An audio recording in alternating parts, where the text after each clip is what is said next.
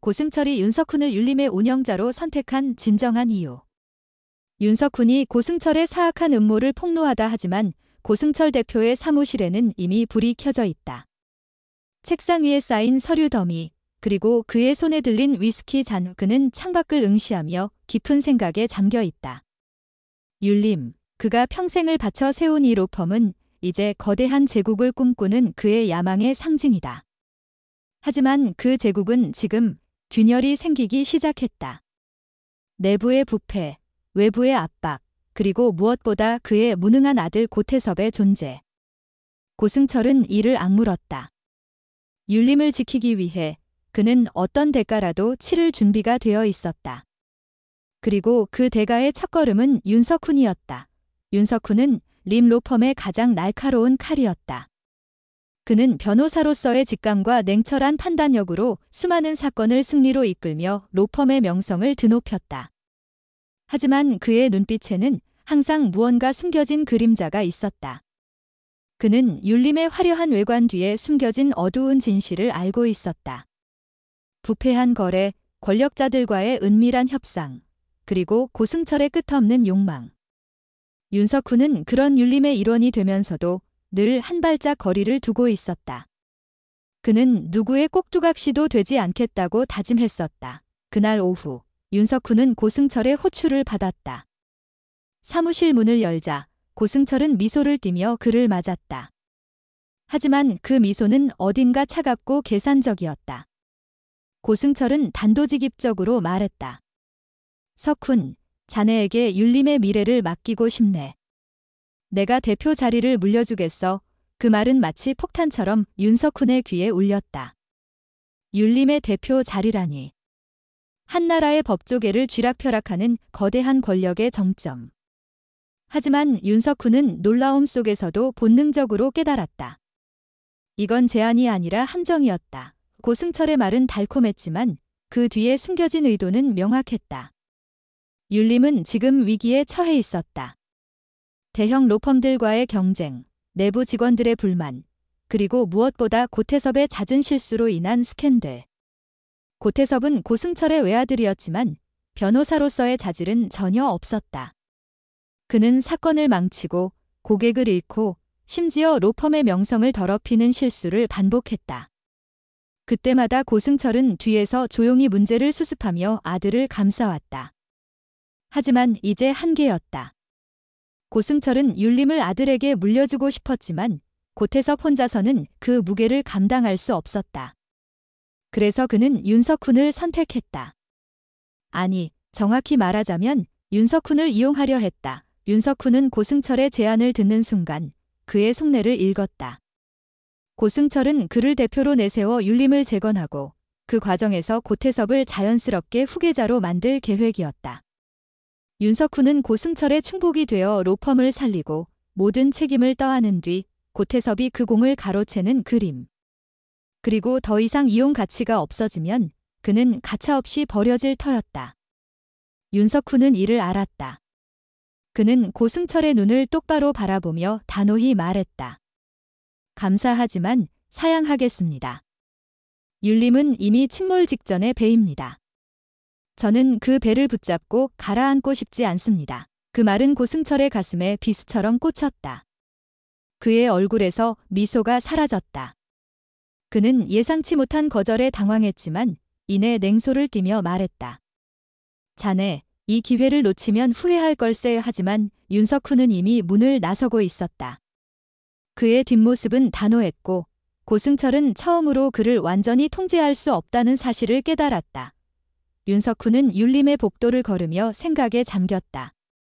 그는 오래전부터 고승철의 본성을 꿰뚫고 있었다. 고승철은 율림을 단순한 로펌이 아니라 자신의 왕국으로 만들려 했다. 그 과정에서 약자는 짓밟히고 강자는 비호받았다. 윤석훈은 그런 율림의 일원이 되면서도 늘 자신의 신념을 지키려 애썼다.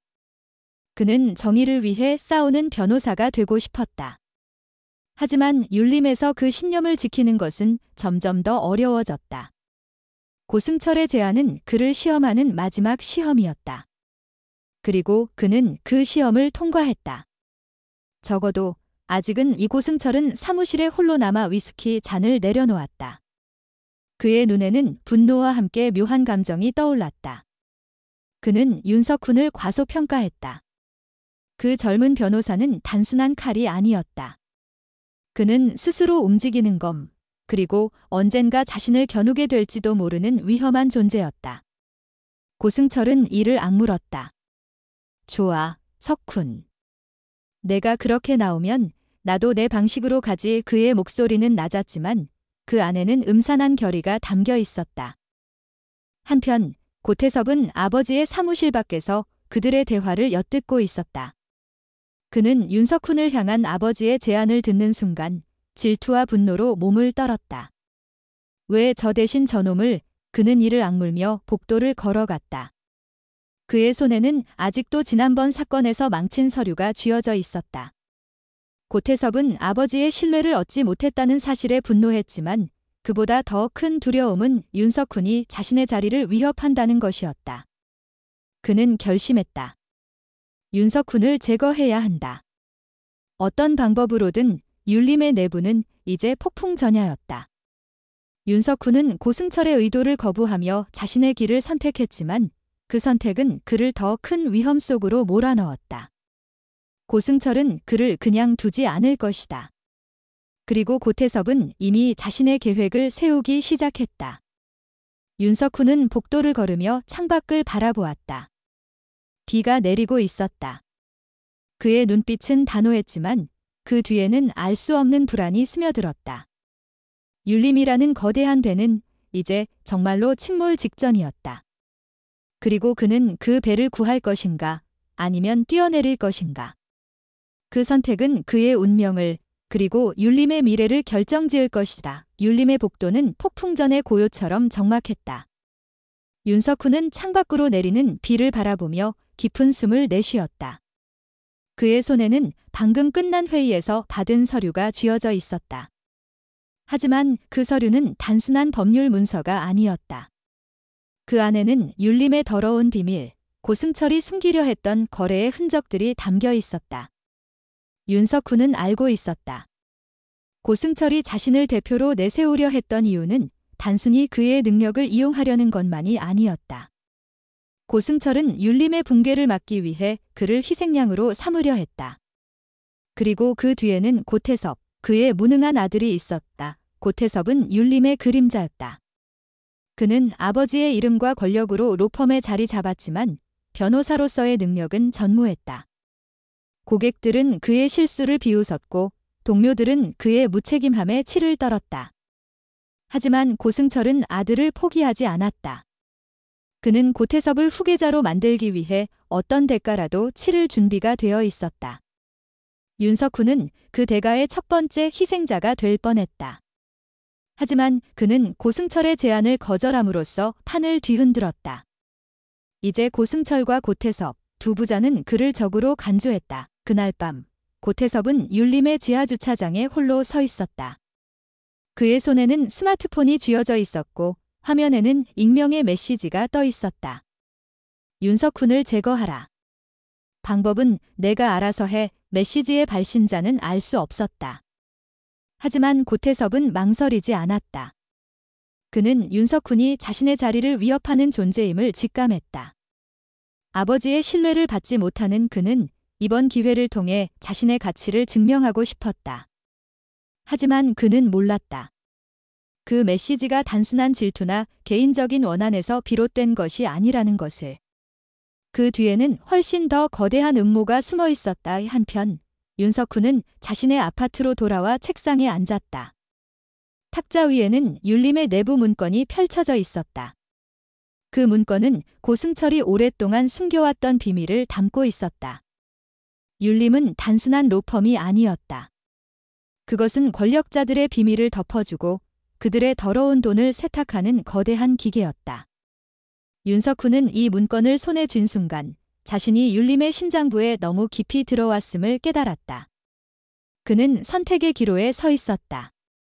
이 비밀을 폭로하여 율림을 무너뜨릴 것인가, 아니면 침묵하며 자신의 안전을 지킬 것인가. 율림의 운명은 이제 한계점에 다다랐다. 윤석훈은 그 증거를 폭로함으로써 율림을 무너뜨릴 수도 있었다. 하지만 그 선택은 그의 목숨을 그리고 그가 사랑하는 모든 것을 위험에 빠뜨릴 터였다. 고승철은 그의 뒤를 쫓고 있었고 고태섭은 이미 칼을 갈고 있었다. 그리고 그들 모두를 조종하는 그림자 속에 또 다른 존재가 있었다. 비는 여전히 내리고 윤석훈의 발걸음은 점점 더 무거워졌다. 그는 알았다. 이제 돌아갈 길은 없었다. 율림이라는 거대한 배는 침몰하고 있었고 그는 그 배와 함께 가라앉거나 아니면 모든 것을 걸고 싸워야 했다.